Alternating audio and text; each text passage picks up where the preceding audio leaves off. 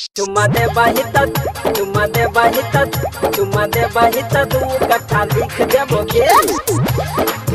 चुम्मा दे बाहिता चुम्मा दे बाहिता चुम्मा दे बाहिता 2 कट्ठा लिख देबोगे।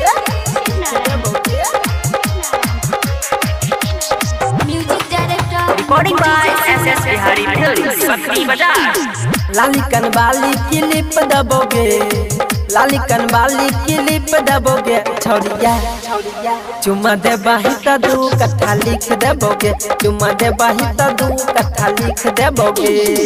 लाली कनवाली क्लिप देबोगे लाली कनवाली क्लिप देबोगे छौरिया चुम्मा दे बाहिता 2 कट्ठा लिख देबोगे। चुम्मा दे बाहिता 2 कट्ठा लिख देबोगे। चुम्मा दे बाहिता चुम्मा दे बाहिता चुम्मा दे बाहिता 2 कट्ठा लिख देबोगे। Recording by SS Bihari films बकरी बाजार। चुम्मा दे बाहिता चुम्मा दे बाहिता चुम्मा दे बाहिता 2 कट्ठा लिख देबोगे। मिलल रह तोहर सखी हमारा से काल गए हमारा से काल गए हमारा से काल गए। देने रह चुम्मा त दलियो मोबाइल गए दलियो मोबाइल गए दलियो मोबाइल। मिलल रह तोहर सखी हमारा से काल गए देने रह चुम्मा त दलियो मोबाइल गए। तोरो तवकर से निक देबोगे तोरो तवकर से निक देबोगे छौरिया चुम्मा दे बाहिता 2 कट्ठा लिख देबोगे। चुम्मा दे बाहिता 2 कट्ठा लिख देबोगे। चुम्मा दे बाहिता 2 कट्ठा लिख देबोगे। चुम्मा दे बाहिता चुम्मा दे बाहिता चुम्मा दे बाहिता 2 कट्ठा लिख देबोगे।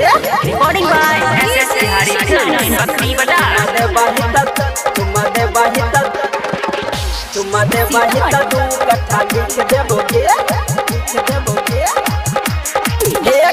महाजी के लाइका तोरा सब कुछ दे दो महाजी के लाइका तोरा सब कुछ दे दो। डीजे दिवाकर तेरी संग मजा ले तो डीजे दिवाकर तेरी संग मजा सुनाने महाजी के लाइका तोरा सब कुछ दे तो डीजे दिवाकर तेरी संग मजा ले तो। देखे जयनंदन किक देतोगे छौरी प्रेम जाने किक देतोगे छौरिया चुम्मा दे बाहिता 2 कट्ठा लिख देबोगे। चुम्मा दे बाहिता 2 कट्ठा लिख देबोगे। चुम्मा दे बाहिता 2 कट्ठा लिख देबोगे। चल हट।